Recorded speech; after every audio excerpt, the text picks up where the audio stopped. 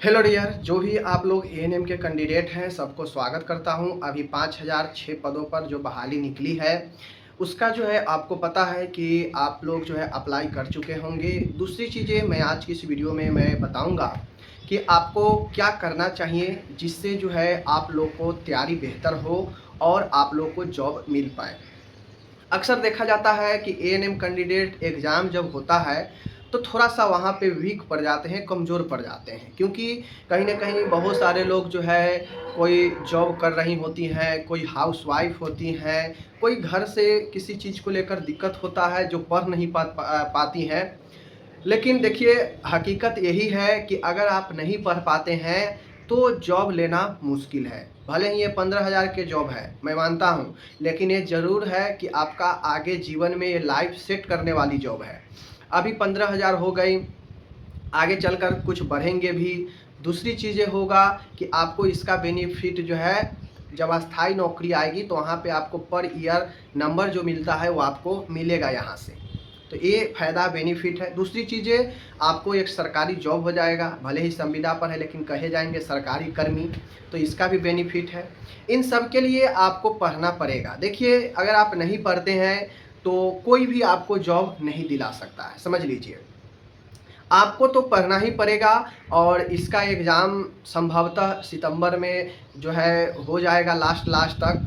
तो उम्मीद करते हैं कि आप लोग को ज़रूर जो है पढ़ना चाहिए और पढ़ने के लिए थ्योरी को फॉलो कीजिए, समझ गए? थ्योरी को फॉलो कीजिए। मैं थ्योरी टाइप से बुक भी बनाया हूँ 300 पेज का, जो हर एक नर्सिंग एग्ज़ाम के लिए जो है यूजफुल है। तो आप चाहें तो आप उसको ले सकते हैं। ये मैं ज़बरदस्ती नहीं कर रहा हूँ। दूसरी चीज़ें, आपके पास अगर आपकी किताब है, आप खरीदे हैं, बुक खरीदे हैं, आप वहाँ से थ्योरी पढ़ने का प्रयास कीजिए और प्रयास कीजिए कि कम से कम जो टॉपिक एक दिन में पढ़ते हैं उसको 2 बार आप पढ़ें। एक बार सुबह पढ़ें आधे 1 घंटे और फिर उसी चीज़ को रिपीट करें शाम में आधे 1 घंटे। देखिए, एक बार आपके सामने जो चीज़ें आता है, नया रहता है, आप उसको पढ़ भी लेते हैं तो दिमाग में नहीं बैठता है।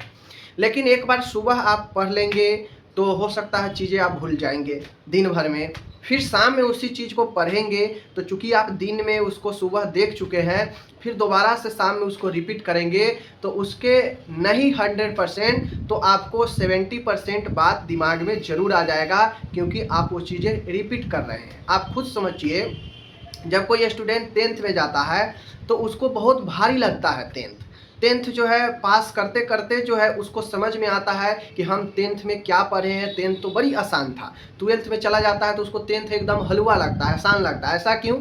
क्योंकि वो कई बार उस चीज़ को रिवाइज कर चुका होता है वह बीते हुए सालों में, इसलिए उसको 12th में जाने के बाद 10th जो है आसान लगने लगता है। लेकिन यही काम अगर आप यहाँ पे करते हैं कि एक बार पढ़ने के बजाय चीज़ों को 2 बार 3 बार रिपीट करते हैं दिन भर में, तो वह आपके दिमाग में बार बार रिपीट होने से बैठ जाता है। लर्निंग का नियम है कि एक्सरसाइज जितना ज़्यादा अभ्यास करेंगे आप जो है उतना ज़्यादा जो है बेहतर कर पाएंगे, आपके दिमाग में स्टोरेज हो पाएगा। कोई भी चीज़ पढ़ते हैं उसको समझने का प्रयास कीजिए। ऐसा नहीं है कि पढ़ लिए हो गया, थ्योरी पढ़ लिए हो गया, नहीं। पढ़ने के बाद माइंड में एनालाइज कीजिए कि मैंने क्या क्या आज पढ़ा, मैंने क्या क्या जो है आज सीखा। और बैठकर कोई काम कर रहे हैं, कुछ कर रहे हैं, माइंड में सोचते रहिएगा तो थोड़ा सा वो चीज़ें ज़्यादा जोर पड़ने से दिमाग में रिपीट होगा और वो चीज़ें जो है आपको याद होगा। मैं मानता हूँ एक बार पढ़ने के बाद आप माइंड में एनालिसिस करेंगे तो उसमें से बहुत सारे बात आप जो है भूल गए होंगे जो पढ़े रहे होंगे।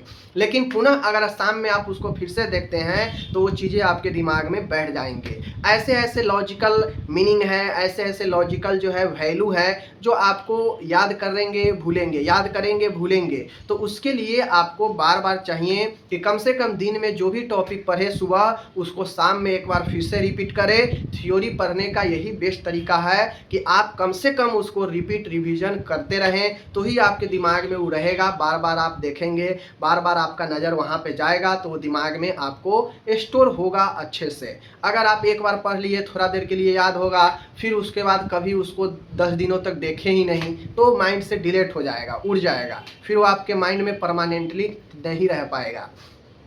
तो आप चाहते हैं कि हर एक टॉपिक को अच्छे से कवर करें। जैसे आज आप पढ़ लिए मिडवाइफरी के लेबर के बारे में, तो लेबर के बारे में अगर आप सुबह पढ़ लिए लेबर के चरण, लेबर में कौन दवा यूज होता है, लेबर प्रोसेस में क्या क्या यूज होता है, लेबर के कौन कौन से साइन है, ठीक है ना, जैसे गुडविल साइन, चैडविक साइन, ठीक है ना, जैकमियर साइन, ये सब साइन के बारे में अगर आप पढ़ लिए लेबर से संबंधित, उस चीज़ को फिर शाम में रिपीट करें। क्योंकि आप बीच में हो सकता है आप एक बार पढ़े हैं सुबह तो भूल जाएंगे, फिर से शाम में उस चीज़ को रिपीट करेंगे तो आपके दिमाग में बैठ जाएगा। बात समझ गए। दूसरी चीज़ें, आप कहीं से भी एमसीक्यू लगाते हैं, क्लास देखते हैं, तो आप देखिए, आप बिल्कुल देखिए, लेकिन थ्योरी पढ़ना मत भूलिए। क्योंकि जब आप एग्जाम में जाएंगे ना तो अंदर से क्वेश्चन होगा, अंदर से वैल्यू पूछ देगा, अंदर से जो है चीज़ें उठा के रख देगा, और वहाँ पे आप जो है गड़बड़ा जाएंगे अगर आप थ्योरी पर फोकस नहीं करेंगे तो। समझ गए। मैं हमेशा कहता हूँ किसी को भी चैनल को फॉलो कीजिए, एमसीक्यू प्रैक्टिस कीजिए, देखिए, अच्छी बात है। मैं भी डेली सुबह 7:30 में वीडियो डालता हूँ, डेली 100 क्वेश्चन का। तो मेरा तो थ्योरिकल रहता है, कॉन्सेप्ट वाला रहता है, तो आप देखेंगे तो थ्योरी क्लियर होगा। लेकिन जहाँ से भी आप एमसीक्यू प्रैक्टिस करते हैं, मैं भी पिछले एएनएम के लिए 100 के आसपास वीडियो कराया हूँ एमसीक्यू का, तो वो भी प्रैक्टिस कर सकते हैं। एमसीक्यू का प्रैक्टिस करते हैं तो आपको ज़रूर जो है चीज़ों को प्रैक्टिस कीजिए, ठीक है, लेकिन थ्योरी को आप भूलिए मत, वरना बहुत दिक्कत होगा। अगर जो लोग सीरियस है समझ गए होंगे, और मैं इसके लिए प्रॉपर एक ग्रुप बना दिया हूँ, आप उस ग्रुप में जुड़ सकते हैं। और ग्रुप में जुड़ने के बाद मैं हर एक नोट्स जो क्लास अभी चलता है डेली, उसका नोट्स डाल देता हूँ शाम में। साथ में छोटा छोटा जो इम्पोर्टेंट टर्म्स है, टॉपिक है, उसका मैं डालता रहता हूँ, क्यूज डालता रहता हूँ, जवाब सवाल पूछता हूँ। तो आप ज़रूर जो है एएनएम 5006 एनएचएम के तहत जो बहाली है उस ग्रुप में जुड़ सकते हैं। डिस्क्रिप्शन में व्हाट्सएप का लिंक होगा। चलिए मिलते हैं अगले वीडियो में। धन्यवाद।